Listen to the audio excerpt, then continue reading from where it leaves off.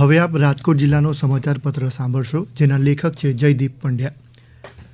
રાજકોટના વિંછિયા તાલુકાના અમરાપુર ગામમાં આવેલી આદર્શ હાઈસ્કૂલ ખાતે તાજેતરમાં ગ્રામીણ યુવા રોજગાર કૌશલ્ય સજ્જતા કોર્સ સંપન્ન થયો હતો. તેના અનુસંધાને તાલીમાર્થીઓને પ્રમાણપત્ર અપાયા. રાજ્યના શ્રમ ખાતા અંતર્ગત અમદાવાદની મહાત્મા ગાંધી શ્રમ સંસ્થાન દ્વારા આ રોજગાર વિષયક 15 દિવસના અભ્યાસક્રમમાં જોડાઈને ધોરણ 10ના ઉત્તીર્ણ થયેલા વિદ્યાર્થીઓ રોજગારલક્ષી કૌશલ્યથી સજ્જ બન્યા હતા. તેમાં સોફ્ટ સ્કિલ, ગ્રામ્ય પત્રકારત્વ, કૃત્રિમ બુદ્ધિમત્તા, AI મિત્ર અને ઉદ્યોગ સાહસિકતા વિકાસ કાર્યક્રમ EDP જેવા આધુનિક વિષયની તાલીમ અપાઈ હતી. પશ્ચિમ રેલવેના રાજકોટ મંડળે પશ્ચિમ રેલવેના 71માં રેલ સપ્તાહ પુરસ્કાર સમારોહમાં મહાપ્રબંધક સ્તરની 4 પ્રતિષ્ઠિત શિલ્ડ પ્રાપ્ત કરી નોંધપાત્ર સિદ્ધિ હાંસલ કરી.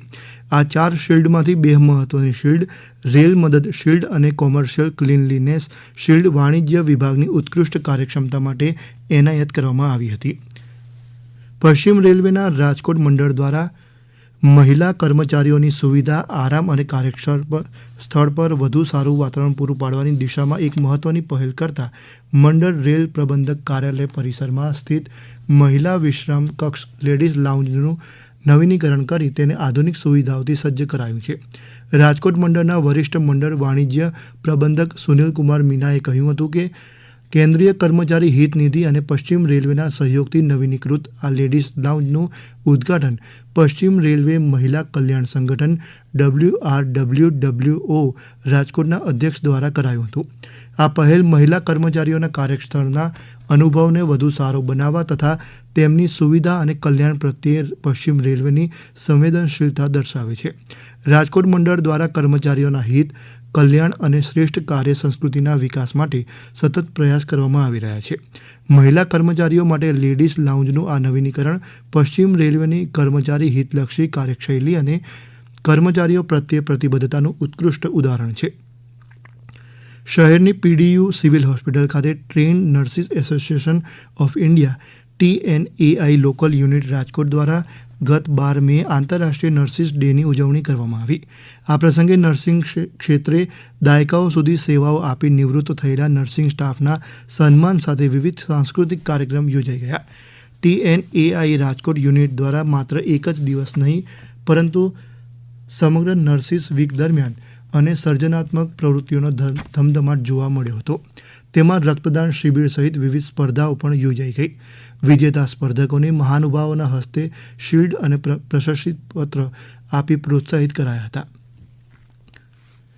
મેદસ્વીતા મુક્ત ગુજરાત અભિયાનના ભાગરૂપે રાજકોટમાં સાંસદ પરસોત્તમ રૂપાલાની અધ્યક્ષતામાં ગુજરાત રાજ્ય યોગ બોર્ડ દ્વારા યોગ શિબિર યોજાઈ ગઈ.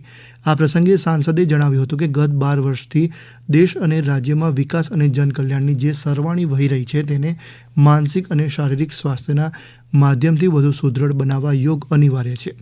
તેમણે મેદસ્વીતા મુક્ત જીવનશૈલી અપનાવવા પણ લોકોને આહ્વાન કર્યું હતું. જિલ્લામાં સ્વચ્છતા અભિયાન અંતર્ગત રાજકોટ અને ઢાંકમાં ધાર્મિક સ્થળોની સફાઈ કરવામાં આવી. રાજકોટ અને ઉપલેટા તાલુકાના ઢાંક ગામે સ્વચ્છતા ઝુંબેશ યોજાઈ હતી. દરમિયાન પૌરાણિક અને આસ્થાના કેન્દ્ર સમાન ધાર્મિક સ્થળોના પરિસરને પ્લાસ્ટિક મુક્ત અને સ્વચ્છ બનાવાયા.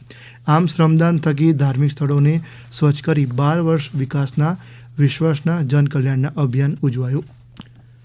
ગુજરાત રાજ્ય માર્ગ વાહન વ્યવહાર નિગમ GSRTC દ્વારા મુસાફરને આરામદાયક, સુરક્ષિત અને ઉચ્ચ કક્ષાની આધુનિક પરિવહન સેવા ઉપલબ્ધ કરાવવા પ્રીમિયમ વોલ્વો અને AC બસ સેવાના રૂટ તબક્કાવાર વધારવામાં આવી રહ્યા છે. તેના ભાગરૂપે રાજકોટ ST વિભાગને ફાળવાયેલી વધુ 5 નવી વોલ્વો બસને મેયર નિહલ શુક્લાએ લીલી ઝંડી આપી પ્રસ્થાન કરાવ્યું હતું. હમણાં જ આપ રાજકોટ જિલ્લાનો સમાચાર પત્ર સાંભળી રહ્યા હતા, જેના લેખક હતા જયદીપ પંડ્યા. આ પ્રસારણ આકાશવાણીના અમદાવાદ, વડોદરા કેન્દ્ર પરથી કરવામાં આવ્યું.